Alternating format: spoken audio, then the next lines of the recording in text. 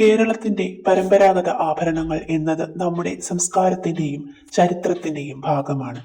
നൂറ്റാണ്ടുകളായി കേരളീയ സ്ത്രീകളുടെ സൗന്ദര്യത്തിന് നിറം പകരുന്ന ഈ ആഭരണങ്ങൾക്ക് ഒട്ടേറെ പ്രത്യേകതകളുണ്ട്. പ്രകൃതിയിൽ നിന്നും ക്ഷേത്രങ്ങളിൽ നിന്നും പ്രചോദനം ഉൾക്കൊണ്ടുള്ള രൂപങ്ങളാണ് ഇവയുടെ പ്രധാന ആകർഷണം.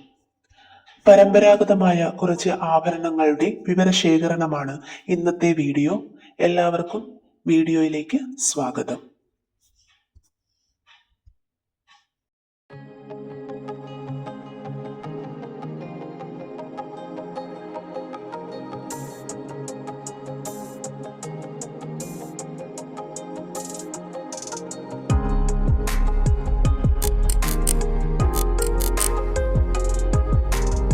കേരളത്തിലെ ഏറ്റവും പ്രിയങ്കരമായ പരമ്പരാഗത ആഭരണ ഡിസൈനായ പാലക്കാമാല ജനങ്ങളുടെ ഹൃദയങ്ങളിൽ ഒരു പ്രത്യേക സ്ഥാനം വഹിക്കുന്നു.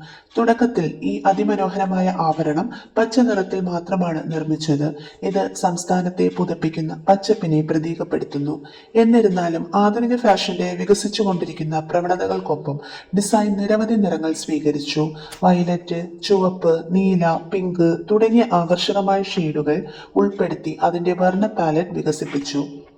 ആകർഷകമായ ഇലയുടെ ആകൃതിയിലുള്ള രൂപകൽപ്പനയും ഊർജ്ജസ്വലമായ വർണ്ണ വ്യതിയാനങ്ങളും ഉള്ള പാലക്കാമാല കേരളീയർ ഇപ്പോഴും പ്രിയപ്പെട്ടതായി തുടരുന്നു. വ്യത്യസ്ത അഭിരുചികൾക്കും അവസരങ്ങൾക്കും അനുസൃതമായി പാലക്കാമാല വിവിധ രൂപങ്ങളിൽ പ്രത്യക്ഷപ്പെടുന്നു. ചോക്കറുകൾ, പാലക്ക നീളമുള്ള ഹരങ്ങൾ, പെൻഡന്റുകൾ, വളകൾ, കമ്മലുകൾ എന്നിവയുടെ രൂപത്തിൽ നിങ്ങൾക്ക് ഇത് കണ്ടെത്താൻ കഴിയും. ഇത് വ്യക്തികൾക്ക് അവരുടെ വ്യക്തിപരമായ അഭിരുചിയുമായി പൊരുത്തപ്പെടുന്ന രീതിയിൽ ഈ പ്രിയപ്പെട്ട ഡിസൈൻ കൊണ്ട് സ്വയം അലങ്കരിക്കാൻ അനുവദിക്കുന്നു. പരമ്പരാഗത പാലക്ക ഡിസൈൻ ഒരു ഇലയുടെ ആകൃതിയിൽ രൂപകൽപ്പന ചെയ്തിരിക്കുന്നു. സാധാരണയായി ഗ്ലാസ് അല്ലെങ്കിൽ ക്രിസ്റ്റൽ കൊത്തുപണികൾ കൊണ്ട് അലങ്കരിച്ചിരിക്കുന്നു. തിളക്കത്തിന്റെയും ആകർഷണീയതയുടെയും ഒരു സ്പർശം നൽകുന്നു.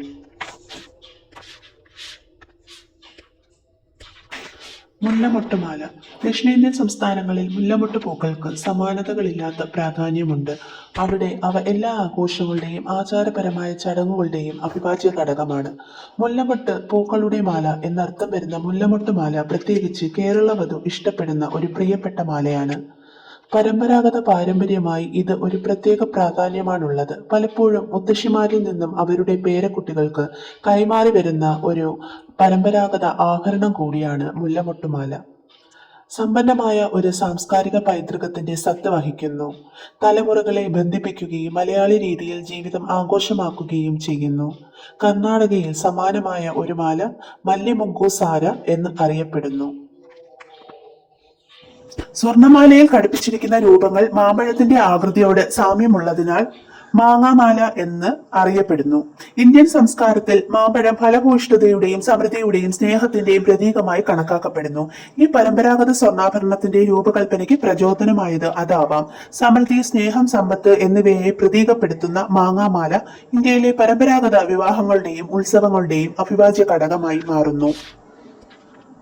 പിച്ചിമൊട്ടുമാല. കേരളത്തിൽ കാണപ്പെടുന്ന മുല്ലപ്പൂവിന്റെ ഒരു വകഭേദമായ പിച്ചിച്ചെടിയിൽ നിന്ന് ഉരുത്തിരിഞ്ഞ പിച്ചിമൊട്ടുമാല. പിച്ചിച്ചെടിയുടെ മുട്ടുകളിൽ നിന്ന് പ്രചോദനം ഉൾക്കൊണ്ട ഒരു രൂപകൽപ്പനയാണ് പ്രദർശിപ്പിക്കുന്നത്. ലോക്കറ്റുകൾ ആകർഷകമായ പാറ്റേണിൽ ക്രമീകരിച്ചാണ് ഈ പരമ്പരാഗത സ്വർണമാല നിർമ്മിച്ചിരിക്കുന്നത്. കേരളത്തിലെ പരമ്പരാഗത ആഭരണങ്ങളിൽ ജനപ്രിയമായ ഒരു ആഭരണമെന്ന നിലയിൽ പിച്ചിമൊട്ടുമാലയ്ക്ക് ഒരു പ്രത്യേക സ്ഥാനമുണ്ട്. ഇലക്കത്താലി.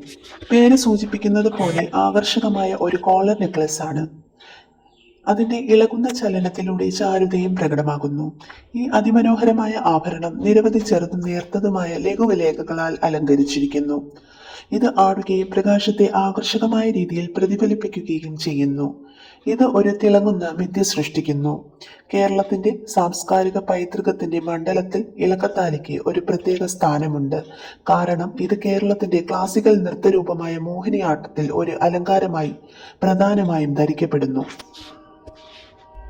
സരപ്പൊലിമാല. ലാളിത്യത്തിനും അതിമനോഹരമായ കരകൗശല വൈദഗ്ധ്യത്തിനും പേരുകെട്ട കേരളത്തിൽ നിന്നുള്ള ഒരു പരമ്പരാഗത സ്വർണ്ണമാലയാണ് സരപ്പൊലിമാല. കേരളത്തിലെ പരമ്പരാഗത ആഭരണ ശേഖരങ്ങളിൽ ഇതിന് ഒരു പ്രത്യേക സ്ഥാനമുണ്ട്. മാത്രമല്ല പലപ്പോഴും പലരും അവരുടെ അമ്മയുടെയോ മുത്തശ്ശിയുടെയോ ആഭരണ പെട്ടിയിൽ നിന്ന് വാങ്ങാൻ ആഗ്രഹിക്കുന്ന ഒരു ആഭരണമാണ് ഇത്. സരപ്പൊലിമാലയിൽ ഇല പോലുള്ള രൂപങ്ങൾ കാണാം. മധ്യഭാഗത്ത് ലംബമായ മടക്കും. ചോക്കറിലോ നീണ്ട ചെയിൻ സജ്ജീകരണത്തിലോ മനോഹരമായ ഒരു മാല സൃഷ്ടിക്കുന്നു. ഈ ഡിസൈൻ കലാതീതമാണ്. കേരളത്തിലെ യുവവധുക്കൾ ഇപ്പോഴും ഇത് വിലമതിക്കുന്നു.